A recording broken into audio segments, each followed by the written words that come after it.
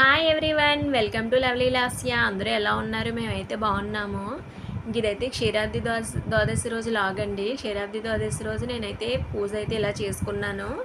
ఇంకా సింపుల్ ప్రాసెస్లో ఎలా చేసుకోవాలో ఒకసారి చూడండి.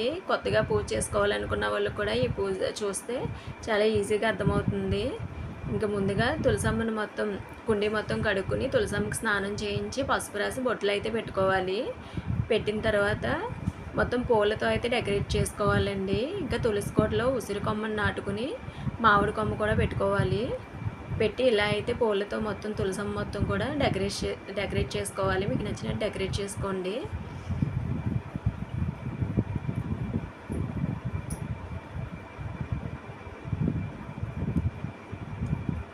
ఇలా మొత్తం డెకరేషన్ చేసిన తర్వాత పీటకు కూడా పసుపు రాసి బొట్టలు పెట్టుకోవాలండి. ముగ్గు వేసుకోవాలి పీట పైన కూడాని. ఇంకా ఇక్కడ పూజ దగ్గర అయితే శివపార్వతుల ఫోటో కానీ లక్ష్మీనారాయణ ఫోటో కానీ కృష్ణుడి ఫోటో కానీ పెట్టుకోవచ్చు. నేనైతే లక్ష్మీనారాయణ ఫోటో పెట్టుకున్నాను. పెట్టుకుని అటు ఇటు ఏనుగు బొమ్మలు పెట్టి ఆవుదూడ బొమ్మ పెట్టుకుంటే మంచిదండి. ఇదైతే వస్త్రం అండి, పత్తితో చేసిన వస్త్రం. ఇలా తులసమ్మకి ఉసిరి కొమ్మకి కలిపి వేయాలి.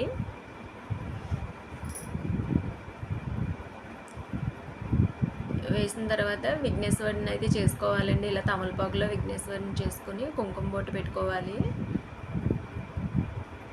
తర్వాత తమలపాకులు, చిల్లర డబ్బులు, ఒక్కలు, అరటిపళ్ళు, పూలు పెట్టి తాంబూలం అయితే పెట్టుకోవాలి లక్ష్మీనారాయణ ఫోటోకి దగ్గరగా. ఇలా పెట్టిన తర్వాత వినాయకుడికి అయితే బెల్లం ముక్క నైవేద్యంగా పెట్టుకోవాలండి. ఇక్కడ వెండి తులసమ్మ పెట్టుకున్నాను నేనైతే. వెండి తులసమ్మ ఉంటే వెండి తులసమ్మను కూడా పెట్టుకుని పూజ చేసుకుంటే చాలా మంచిది. ఇంకా తులసమ్మ దగ్గర ఆవుదూడ బొమ్మలు ఉంటే పెట్టుకుంటే చాలా మంచిదండి. రోజు పెట్టుకోకపోయినా పూజలు ఎప్పుడైనా పెట్టుకుంటే మంచిది. సో ఇలా అయితే పెట్టిన తర్వాత రాయి ఉసిరికాయలు ఉంటాయి కదండి. రాయి ఉసిరికాయల మీద 360 ఒత్తులు అయితే పెట్టుకోవాలి. నా దగ్గర చిన్న ఉసిరికాయలు ఉన్నాయి. సో నేను ఇంకా ప్రమిదిలో పెట్టుకుని 360 ఒత్తులు అయితే పెట్టుకున్నాను. 360 ఒత్తులు మీకు ఎన్ని పెట్టుకోవాలనుకుంటే అన్నీ పెట్టుకోవచ్చు. తర్వాత ఇంకా ప్రమిదుల్లో ఒక్కొక్క ప్రమిదిలోని 2 ఒత్తుల చొప్పున అయితే వేసుకోవాలండి. అట్టి దొబ్బలో వేసుకున్నా పర్వాలేదు.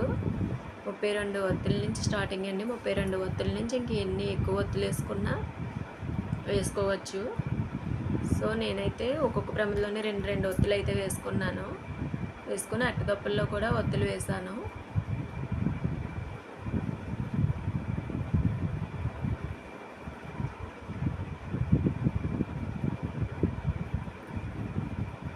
సో ఇలా చేసిన తర్వాత ఇలా మొత్తం కూడా డెకరేట్ చేసుకున్న తర్వాత విఘ్నేశ్వరుడి పూజ అయితే చేసి విఘ్నేశ్వరుడికి ధూపదీప నైవేద్యాలు కూడా సమర్పించుకోవాలండి ముందుగానే.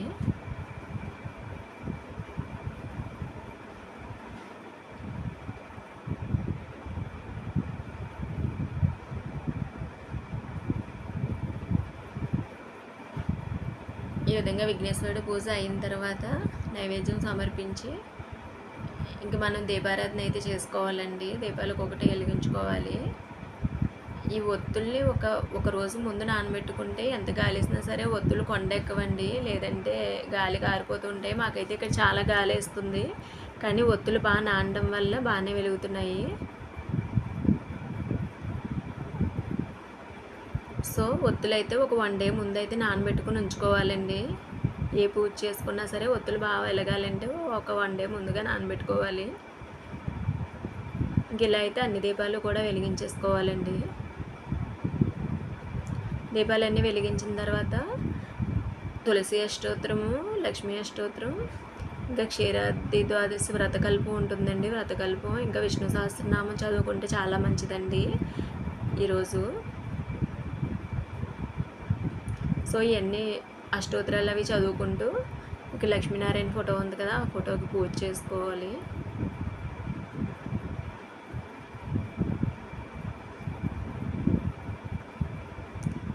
ఇలా పూజ అయితే కంప్లీట్ చేసుకుని నైవేద్యాలు సమర్పించాలండి. నైవేద్యాలు ఏంటంటే పచ్చి చలివిడి, వడపప్పునండి. బియ్యం నానబెట్టి పచ్చి చలివిడి చేసుకుంటాం కదా, పచ్చి చలివిడి, వడపప్పు, ఇంకా అటుకులు, ఇంకా కొబ్బరికాయ, అరటిపళ్ళు పెట్టుకుంటే సరిపోతుందండి నైవేద్యంగా. చలివిడి మాత్రం కంపల్సరీ పెట్టాలి.